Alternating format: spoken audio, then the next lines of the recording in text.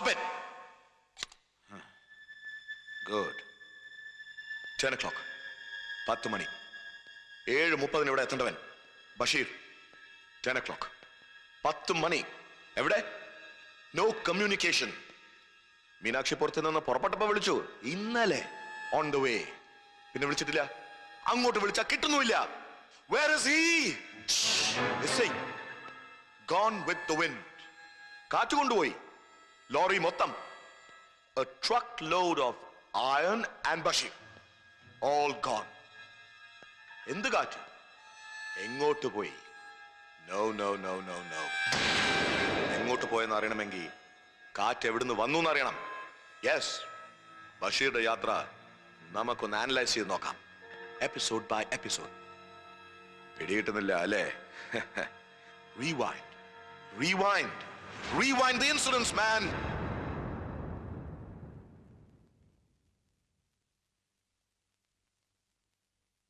ഇവിടെയും everything's okay as usual. Nagappa Chettiar lorry park ചെയ്ത് സ്വന്തം ജീപ്പി കയറി പോന്നു. So far, so good. Okay? Yes, sir. മനസ്സിലാവുന്നില്ല? മനസ്സിലാക്കി തരാം. Rewind again. നാഗപ്പ ചെട്ടിയാർ മീനാക്ഷിപുരത്തുനിന്ന് പിന്നോട്ട് to the starting point. Rewind. Chettiar പുറപ്പെടുന്നതിന് മുമ്പ് സാറിനെ വിളിച്ചിരുന്നല്ലോ. So what? Bloody useless. പുറപ്പെട്ട ചെട്ടിയാരല്ല മീനാക്ഷിപുരത്ത് ലോറിയുമായി എത്തിയത്. On the way, one manipulation. എന്താ അങ്ങനെ നടന്നൂടെ? അതറിയാൻ വഴി ഒന്നേ ഉള്ളൂ, ഒരു drastic rewind. Very drastic.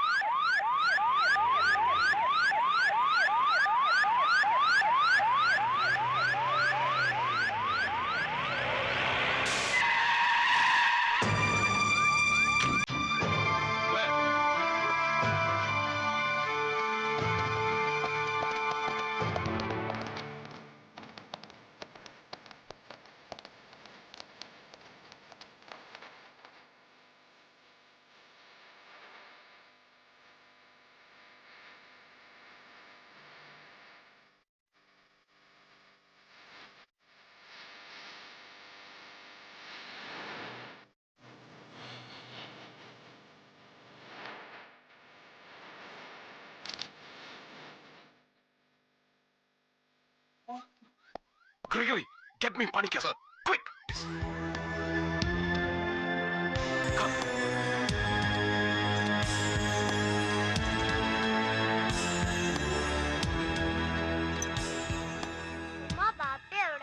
ബാപ്പ വരും മോളെ. Laila, be quick. നമ്മൾ എങ്ങോട്ടാണ്? സാറിന്റെ തിടുക്കവും ഭീതിയും കാണുമ്പോ എനിക്ക് വല്ലാത്ത പേടി തോന്നുന്നു. പേടിക്കണ്ട, ഞാനല്ലേ കൂടെ ഉള്ളത്. വരൂ. സത്യം പറയണം, മുഹമ്മദ് എവിടെ? ഒക്കെ പറയാം. Come on.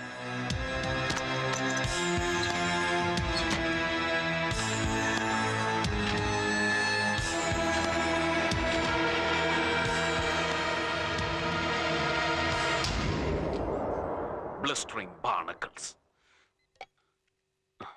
Useless blinker. ശമ്പളം വാങ്ങി ഞൊട്ടി തിന്നിട്ട് ജോലി ചെയ്യാതെ സെൽഫ് ഡിഫൻസ് നോക്കിയ സ്കൗണ്ടറൽ.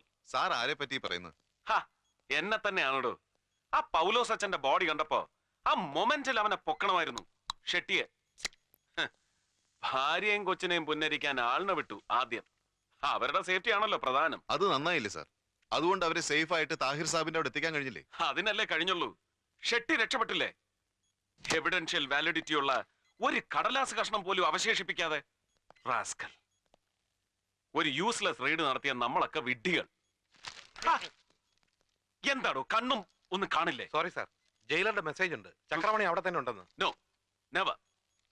ആ ഇഡിയറ്റ് ലൈനിലുണ്ടോ ജയിലർ? വേണമെങ്കിൽ കണക്ട് ചെയ്യാം സാർ. വേണ്ട വേണ്ട. സാർ, ചക്രപാണി ജയിലിലുണ്ടെന്ന് ജയിലർ തന്നെ ഉറപ്പിച്ചു പറഞ്ഞ സ്ഥിതിക്ക് നമ്മൾ എന്തിനു സംശയിക്കണം സാർ? സാർ, ആ പൗലോസ് ഒച്ചനെ പോലെ ഒരു നിസാറിനെ കൊല്ലാൻ എന്തിനാണ് ചക്രപാണി? സാർ, ആ കൊല നടത്തിയത് ചക്രപാണി തന്നെയാണെന്ന് ഇത്ര ഉറപ്പിച്ചു പറയാൻ എന്താണ് കാരണം? നമുക്ക് എവിഡൻസ് ഇല്ലല്ലോ. പൗലോസ് അച്ഛന്റെ പോസ്റ്റ്മോർട്ടം റിപ്പോർട്ട് വായിക്കേ. മൂർച്ചയേറിയ നീളമുള്ള ആയുധം കൊണ്ട് കഴുത്തു മുതൽ നെഞ്ചിലൂടെ ലങ്സും ലിവറും ഡയഫ്രോം കട്ട് ചെയ്ത് വിസറയിലെത്തി നിൽക്കുന്ന ആഴമേറിയ മുറിവ്. Close it and read this. Sir, ഇതാ റോയി അലക്സിന്റെ പോസ്റ്റ്മോർട്ടം റിപ്പോർട്ടല്ലേ? യാ, കോസ് ഓഫ് ഡെത്ത്, മരണകാരണം വായിക്കേ. നായ്ക്കളോ അതുപോലുള്ള മൃഗങ്ങളോ ഏൽപ്പിച്ച ആഴമേറിയ മുറിവ്, അതേ തുടർന്നുണ്ടായ ബ്ലീഡിംഗ്.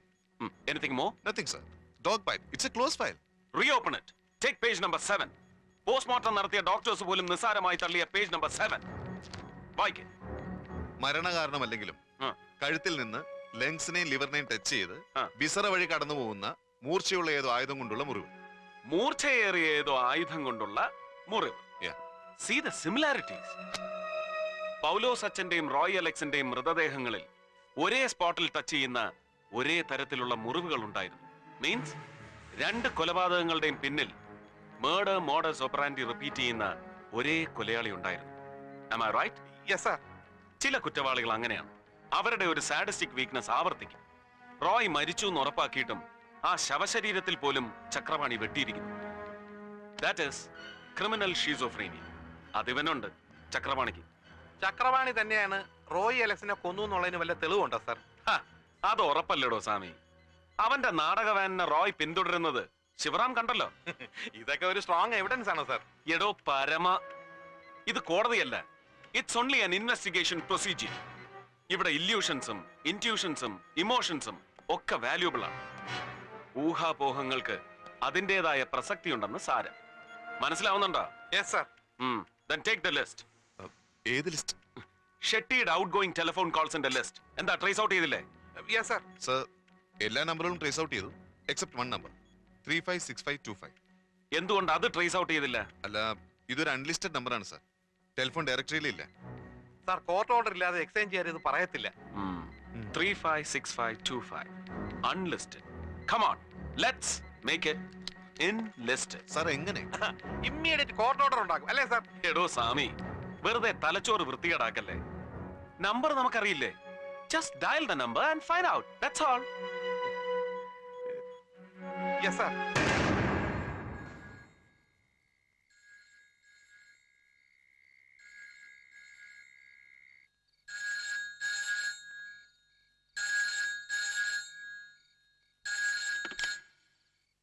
ഹലോ സാറേ, ഞാനാ ബഷീർ.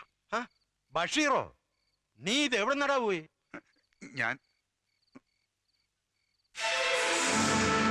എന്നാലും എന്റെ ചെറുക്ക, നീ ഒരുമാതിരി മറ്റേടത്തെ മുങ്ങലല്ലേ മുങ്ങിയത്. നിന്നെ കാണാനില്ലെന്ന് കണ്ടപ്പോഴേ മൂപ്പര് ചക്രപാണിയെ ജയിലിൽ നിന്ന് വരുത്തി പൗലോസച്ചനെയും കാച്ചിയിട്ട് സകുടുംബം മുങ്ങി. എന്നെ പോക്കണം കേടാ മനുഷ്യനെ. ഉള്ള വേണ്ടാതിനല്ല ഫോണിൽ കൂടെ വിളിച്ചു കൂന്നേ. ആ, അത് നേരാ. എന്നാ വേണ്ട, പറഞ്ഞതിങ്ങി എടുത്തിരിക്കുന്നു. നീ ഇപ്പൊ എവിടെന്നാ? മുതലാളി എവിടെ ഉണ്ട് സാർ? അത് കൊള്ളാം. അതങ്ങനെ എന്നോട് പറയുമോ? ചക്രപണിയോ? അതൊക്കെ ആലീസിന്റെ ഡിപ്പാർട്ട്മെന്റാ. ആ, നീ ഇപ്പൊ എവിടെന്നാ അത് പറ. ആ പുളുന്തൻ SP ഭ്രാന്ത് പിടിച്ച് നിന്നെ തപ്പി വിരണ്ട് നടക്കുക. അവന്റെ കയ്യിൽ ചെന്ന് പെടുന്നതിന് മുമ്പ് നീ സ്ഥലം പറ. ഓവർബ്രിഡ്ജിനടുത്താ. ആ, അവിടെ തന്നെ പതുങ്ങിക്കോ. ഞാൻ ദാ എത്തിപ്പോയി.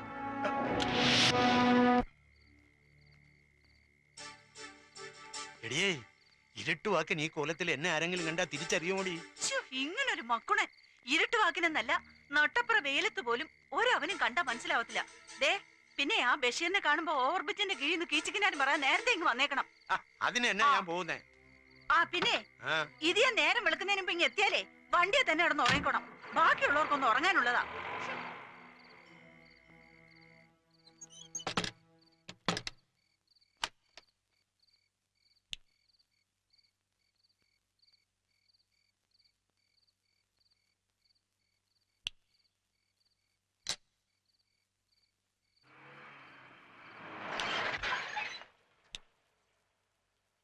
ഓ, വടക്കോട്ട് പോയും ദേ വരുന്നു. പിന്നെ നല്ല ഒന്നാന്തര ആമ്പർന്നോമാര് പാലയിലും രാമപുരത്തും ഉണ്ടായിരുന്നു എന്ന് പറഞ്ഞിട്ട് എന്താ കാര്യം? എനിക്ക് ഈ മുതുപോത്തിനെയാണല്ലോ കർത്താവ് നീ വിധിച്ചത്. അയ്യോ, സാരായിരുന്നോ? ഇവിടുത്തെ പുള്ളിക്കാരനാണെന്ന് കരുതിയാ ഞാൻ ഏതാണ്ട് പോകണങ്കേട് വിളിച്ചു പറഞ്ഞത്. എന്നാ സാറേ ഈ നേരത്ത്?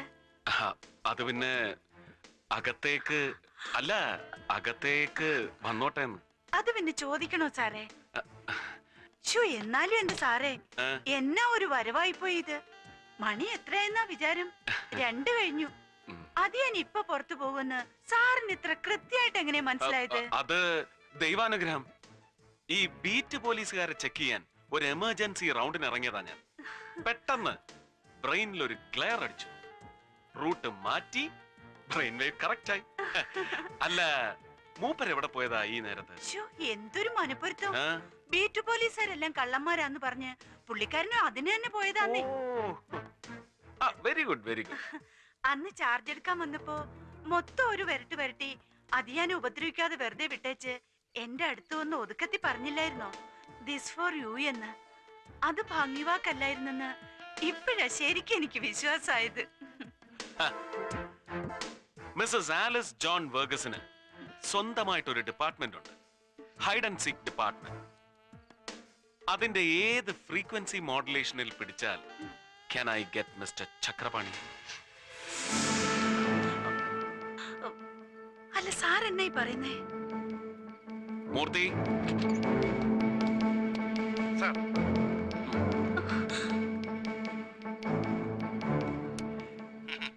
അതൊക്കെ ആലീസിന്റെ ഡിപ്പാർട്ട്മെന്റാ. നീ ഇപ്പൊ എവിടെന്നാ? അത് പറ. അത് പറ, എവിടുന്ന്? അതങ്ങ് പറ മോളെ.